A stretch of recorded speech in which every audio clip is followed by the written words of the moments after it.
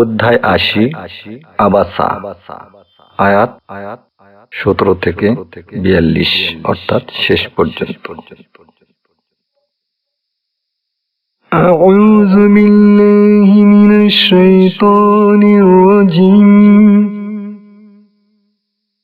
بسم الله الرحمن الرحيم قتل الإنسان ما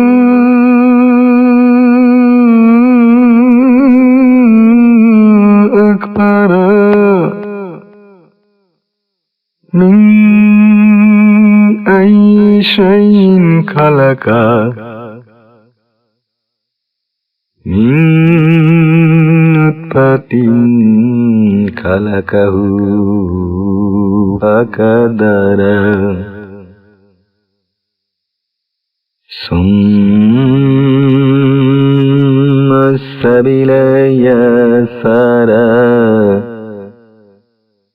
ثم أماته فأكبره ثم إذا شاء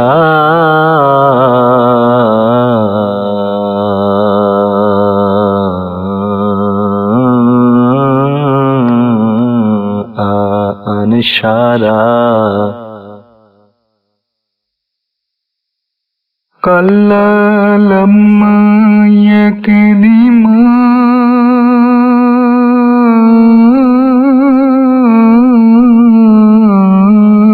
أمره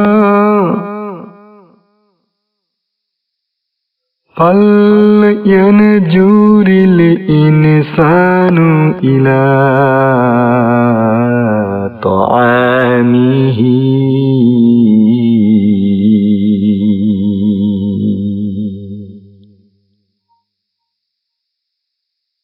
أنا صببنا الماء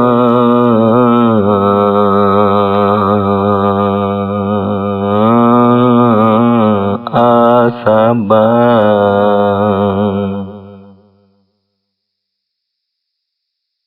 ثم شققنا الأرض شقا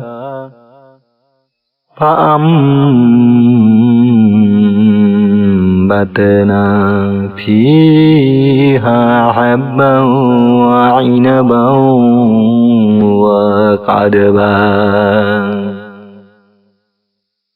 وزيتونا ونخلا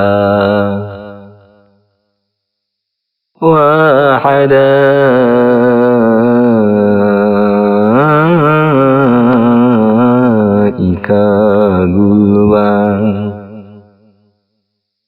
وفاكهة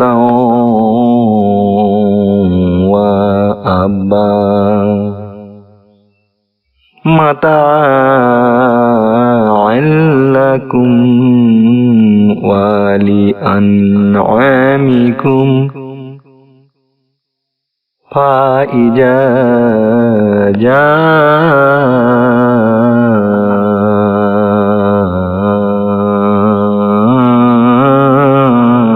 جاءت الصاخة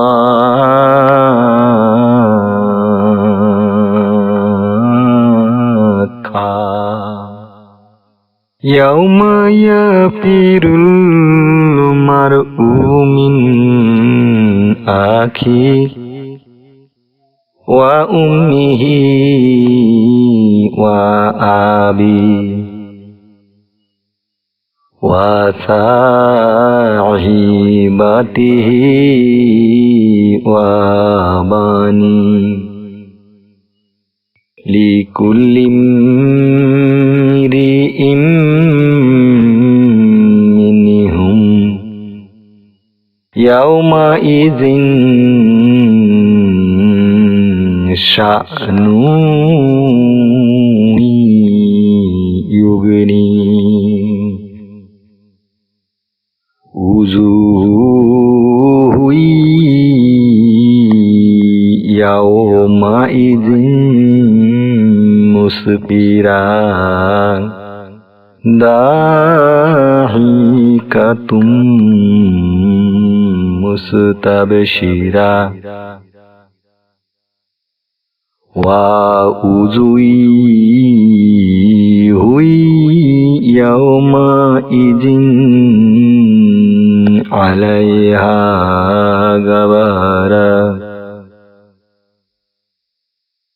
তারহাকুহা কাতারা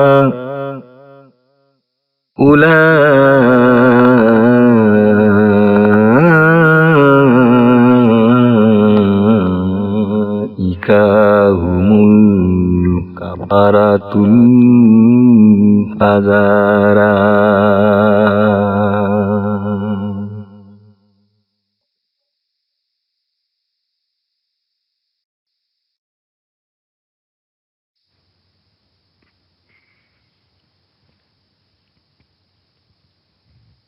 অধ্যায় ৮০ আবাসা, আয়াত সংখ্যা ৪২।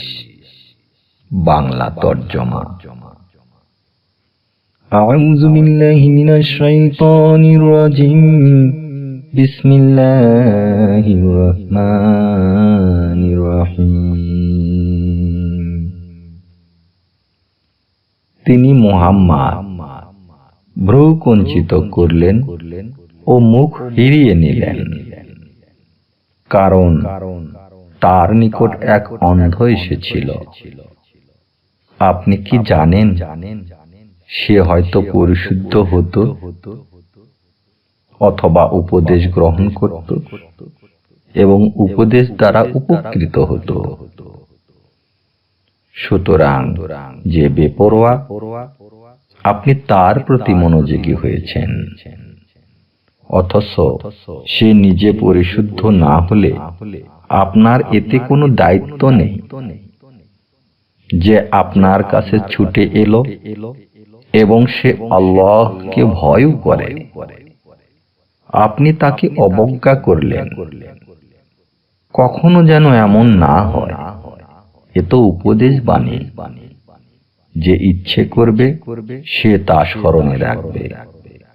তা সম্মানিত লিপিকায় রয়েছে, যা উন্নত মর্যাদা সম্পন্ন, পূত পবিত্র।